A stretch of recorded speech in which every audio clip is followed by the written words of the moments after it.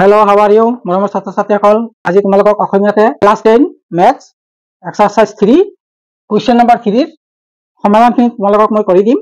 বহুত সহজ প্ৰক্ৰিয়াৰে কৰি দিম। তোমালোকে যদি চেনেলটোত নতুন আহিছা প্লিজ সাবস্ক্ৰাইব কৰি ল'বা, আৰু তোমালোকে যদি সাবস্ক্ৰাইব কৰা তেতিয়া মই ৰেগুলাৰ ভিডিঅ' দি থাকিম।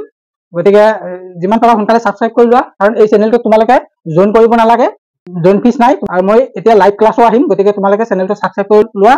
হিন্দী মিডিয়ামত অলৰেডি দি থোৱা আছে, তোমালোকে সেইখিনি চালেও বুজি পাবা। আজি অসমীয়াতে বুজাই দিছো। ইয়াত কুৱেশ্যন নম্বৰ 3 ত কৈছে, মই শৰ্টকাট লিখিছো, ৰৈখিক সমীকৰণবোৰ গঠন কৰা আৰু প্ৰতিস্থাপন পদ্ধতিৰে সমাধান কৰা। তলত কেইটামান এনেকা প্ৰশ্ন আছে। প্ৰথম প্ৰশ্নটো মই লিখি দিছো, এনেকা আৰু প্ৰশ্ন পাবা 4-5টা-6টামান প্ৰশ্ন আছে। গতিকে ইয়াত কি কৰিব লাগিব, প্ৰশ্নটো পঢ়ি প্ৰথমে আমি সমীকৰণ ৰৈখিক সমীকৰণবোৰ গঠন কৰি ল'ব লাগিব, আৰু তাৰপিছত তাক সমাধান কৰি প্ৰশ্নৰ উত্তৰটো উলিয়াব লাগিব। কেনেকৈ কৰে মই অতি সহজ ভাষাৰে বুজাই দিম, তোমালোকে অলপ মন দিলে বুজি পাবা। ভিডিঅ'টো যদি ভাল লাগে লাইক কমেণ্ট শ্বেয়াৰ নিশ্চয় কৰিবা। লাইক কমেণ্ট শ্বেয়াৰ কৰিলে ময়ো অলপ উৎসাহ পাওঁ। গতিকে আৰম্ভ কৰোঁ ভিডিঅ'টো। আজি দুটা সংখ্যাৰ পাৰ্থক্য 26, এটা সংখ্যা আনটোৰ 3 গুণ বুলি কৈছে, সংখ্যা দুটা নিৰ্ণয় কৰা।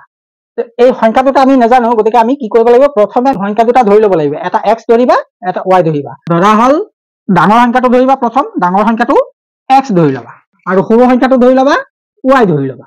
এতিয়া আমি কি কৰিব লাগিব, সংখ্যা দুটা ধৰাৰ পিছত আমি প্ৰশ্নত পঢ়ি চাব লাগিব। ইয়াত কি কৈছে, দুটা সংখ্যাৰ পাৰ্থক্য 26। তাৰ মানে এই x টো ডাঙৰ, y টো সৰু, গতিকে ডাঙৰটোৰ পৰা সৰুটো বিয়োগ কৰিলে পাৰ্থক্য ওলাব। গতিকে দুটাৰ পাৰ্থক্য 26 বুলি কৈছে, গতিকে এইটো আমি এটা ইকুৱেশ্যন পাই যাম।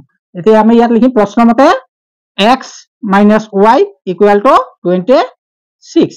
এইটো 1 নম্বৰ ইকুৱেশ্যনটো বনাই ল'বা।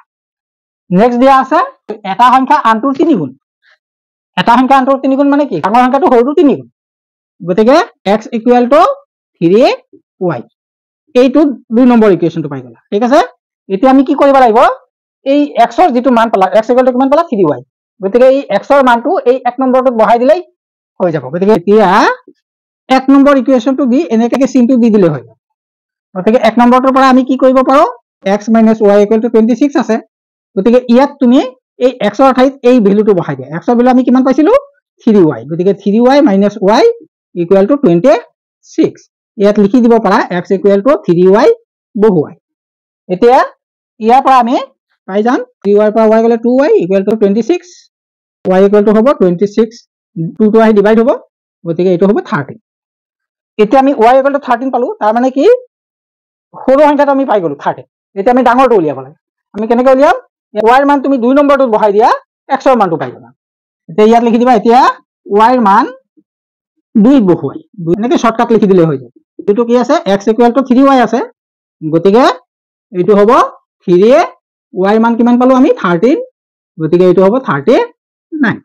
গতিকে নিৰ্ণয় সংখ্যা দুটা 39 আৰু 13। ডাঙৰটো 39, সৰুটো 13। এই অংকটো শুদ্ধ হৈছে নে নাই তোমালোকে নিজে চেক কৰিব পাৰা। এনেকৈ কৰিবা, এই দুটা পাৰ্থক্য কৰি চাবা, মাইনাছ কৰিলে কিমান ওলাব, 39 ৰ পৰা 13 গ'লে 26। ইয়াৰ কণ্ডিশ্যন হ'লেও হ'ব যে এটা সংখ্যা আনটোৰ 3 গুণ, এইটো সংখ্যা ইয়াৰ 3 গুণ হৈছে, তাৰ মানে তোমাৰ অংকটো শুদ্ধ হৈছে। এনেকৈ নিজে চেক কৰিব পাৰা।